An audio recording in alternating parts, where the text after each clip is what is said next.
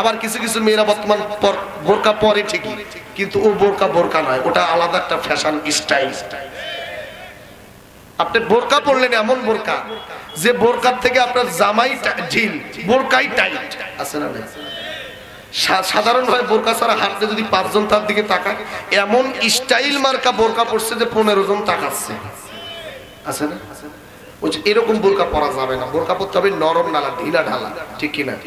বিশেষ করে এখানে যারা বসে আছেন সাবধান, অনেক নামাজি নামাজ পড়ে, হজ করে আসছে, কপালে কালো দাগ, অথচ তার ঘরের বউ বেটি দেখবেন অর্ধ উলঙ্গ হয়ে রাস্তা দিয়ে চলাচল করে। আমার চোখের সামনে দেখা সভাপতি সাহেব, হাজি সাহেব, মসজিদের সেক্রেটারি সভাপতি, অথচ তার বউ তার মেয়ে যে স্টাইল করে চলে, কথা হয় না। কি লাভ হলো? আপনার নামাজ দিয়ে কি হবে, হজ দিয়ে কি হবে? আপনি তো ঘরে ঠিক করতে পারেন নাই। আসলে এরকম নামাজ পড়ে 10-20 বছর হয়ে এখন পর্যন্ত অন্তরটা পরিষ্কার নাই, আছে না? নাই। অন্তরের মধ্যে হিংসা দিয়ে ভরা, অন্তরটার মধ্যে পাপ দিয়ে ভরা। কেমন করে মানুষের মারা যায়, খাওয়া যায়, মানুষের গীবত করা যায়, মানুষের ক্ষতি করা যায়, এই চেষ্টা করে, আছে না? নাই। ও তুমি হজ করিয়া করবা কি, নামাজ পড়িয়া করবা কি, অন্তরেতে থাকে যদি তোমার ভরা শয়তানি। কি রাগ করতেছেন নাকি? এত দুঃখ রাখবো কোথায়, রাখার জায়গা নাই ভাইরে, এত দুঃখ রাখবো কোথায়, রাখার জায়গা নাই।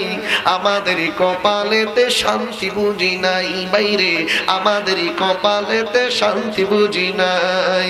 5 ওয়াক্ত নামাজ পড়ে, 5 ওয়াক্ত নামাজ পড়ে, কপালে তার দাগ, মক্কায় যায় নামের আগে লাগায় হাজি সাহেব। চায়ের দোকানে বসে নামাজি টেলিভিশন চায়। কি বোঝেন না? আসরের নামাজ পড়ে হাজির নামাজি গেছে বাজারে, যাইয়া চায়ের দোকানে বসে চা খাইতেছে আর টিভির মধ্যে হিন্দি ডান্স দেখতেছে। টুপি খুলে তো পকেটে রাখবো, এটাও হুঁশ নাই, আছে না? নাই। চায়ের দোকানে বসে নামাজি টেলিভিশন চায়, আবার হিন্দি গানের তালে তালে পা দুটি নাচায়। সুদে ঘুষে জীবন কাটে, সুদে ঘুষে জীবন কাটে, করে দুর্নীতি, এমন লোক হয় যদি মসজিদের সভাপতি। এদিকে আছে নাকি? আমাদের ওইদিকে দেখবেন সুদখোর, ঘুষখোর, সুদ খায়, ঘুষ খায়, টাকা পয়সা আছে দিকে তাদেরকে মসজিদের সভাপতি, সেক্রেটারি, ক্যাশিয়ার বানায় দেয়। কি আছে না? নাই। যারা কথা বলবে না বুঝবেন তাদের মধ্যে ভেজাল আছে। দেখেন কিনা কথা হয় না, আছে না? নাই। কে বলেছে আপনাকে মসজিদ 3 তলা 5 তলা করতে?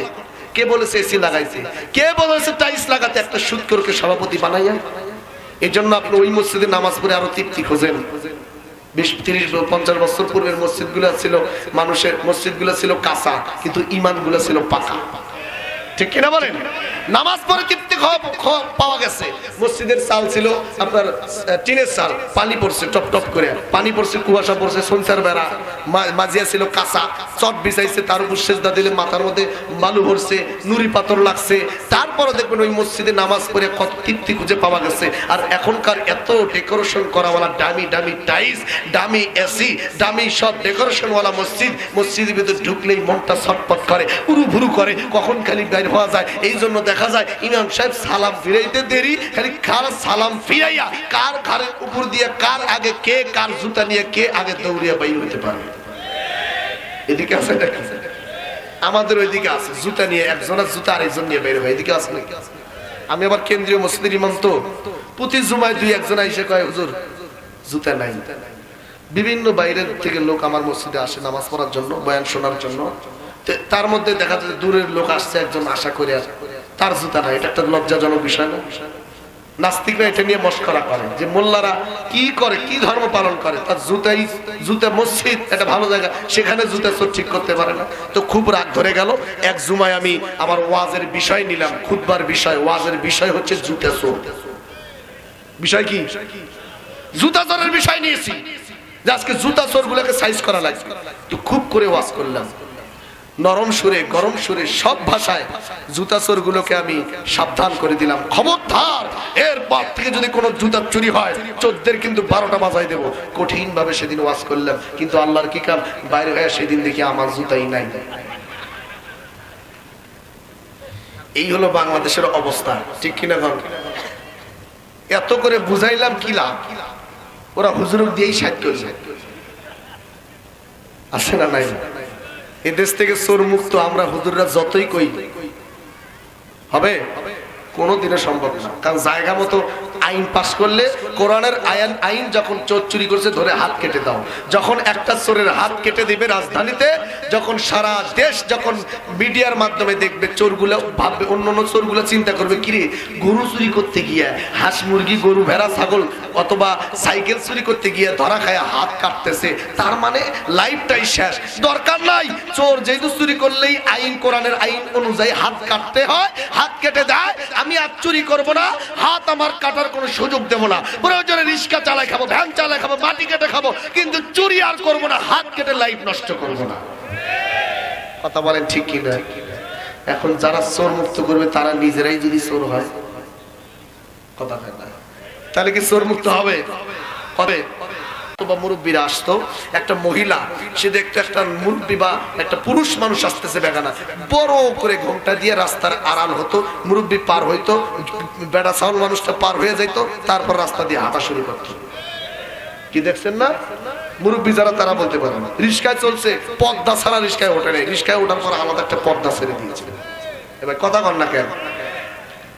আর এখনকার নারী রাস্তা দিয়ে যাচ্ছে, কত বেগানা পুরুষ আসে যায়, মাথায় কাপড় দেওয়া তো দূরে থাকলো, বুকের ওড়নাটাও যে ঠিক করবে সেটাও করে না, ঠিক কি না? অনেক নারীরা ওড়না ঠিকই ব্যবহার করে, কিন্তু ওড়না যেখানে দেওয়ার কথা সেখানে নাই, গলার সাথে পেঁচায় রাখে, আছে না?